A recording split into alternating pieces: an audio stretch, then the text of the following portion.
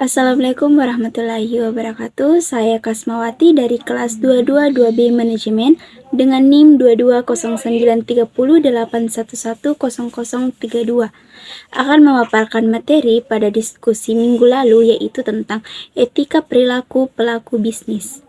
Business is ethical business atau bisnis yang baik adalah bisnis yang beretika. Hasil studi empiris menunjukkan bahwa bisnis yang berhasil secara umum merupakan bisnis yang memiliki pedoman etika dan mampu membangun etika perusahaan yang baik sebagai aset dari bisnis. Donaldson Forsyth atau pakar sosiologi menyusun instrumen dalam suatu kuesioner untuk menilai posisi etis individu. Penelitian tentang psikologi sosial sebagai berikut, yaitu seseorang harus memastikan bahwa tindakannya tidak pernah sengaja untuk menyakiti orang lain, bahkan untuk hal kecil. Kemudian, adanya potensi merugikan bagi orang lain sekecil apapun merupakan sesuatu yang salah, terlepas dari manfaat yang diperoleh.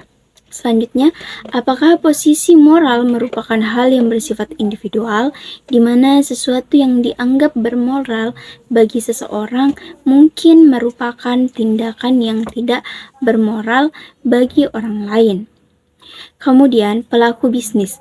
Pelaku bisnis merupakan pemegang kepentingan utama atau stakeholder atau orang yang berkepentingan dalam bisnis.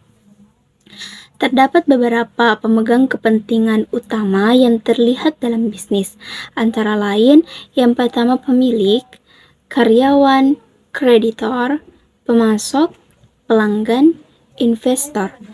Beberapa perbuatan ketidakadilan etika bisnis yang terdapat dalam pengaturan pemasaran, yaitu proses mendapatkan barang yang dilakukan dengan menghadang supplier di pinggir kota sebelum masuk pasar, atau untuk mendapatkan harga yang lebih murah. Kemudian, mengurangi yang namanya timbangan. Selanjutnya, menyembunyikan cacat yang terdapat pada suatu barang. Kemudian, melakukan yang namanya manipulasi pemasaran atau penawaran, permintaan, atau penimbunan barang. Kemudian, menjual barang dagangan dengan harga yang jauh lebih tinggi dari harga pasar secara sengaja atau memanfaatkan ketidaktahuan pembeli. Kemudian, etika perilaku supplier. Untuk mengelola aliran barang, informasi dari seluruh aktivitas perusahaan diperlukan suatu konsep yang disebut manajemen rantai pasokan atau supply chain management. Supply chain management merupakan rangkaian pendekatan yang digunakan untuk mengintegrasikan pemasok, produsen, gudang, dan toko secara efektif agar persediaan barang dapat diproduksi dan didistribusikan pada jumlah yang tepat, ke lokasi yang tepat, dan pada waktu yang tepat, sehingga biaya keseluruhan sistem dapat diminimalisasi selagi berusaha memuaskan kebutuhan dan layanan. Kemudian, sebagai pemasok, memperhatikan jadwal pengiriman agar tidak terjadi keterlambatan proses produksi, tidak mempermainkan perusahaan penerima bahan baku, baik dalam hal persediaan maupun harga, serta mematuhi perjanjian serta aturan main yang telah disepakati. Dalam etika pelaku pemasok, SCM merupakan konsep ideal penanganan bahan baku serta profesional hubungan antara pemasok dan produsen. Etika berikutnya yaitu etika perilaku investor dan pemegang saham.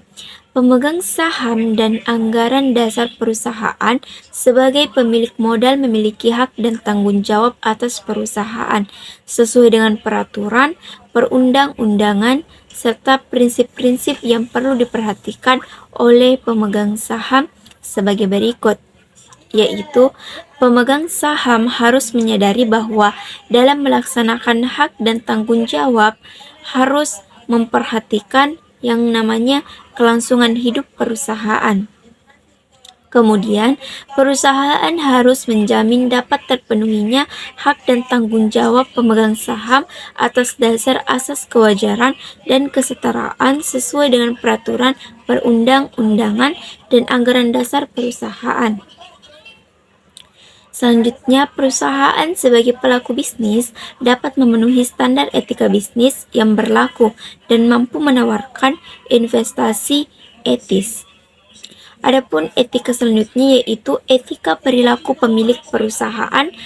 Pemilik perusahaan adalah orang yang memiliki ide untuk memulai suatu bisnis dengan mengorganisasikan, mengelola, dan mengkomunikasikan resiko suatu bisnis yang dihadapi dari permulaan bisnis.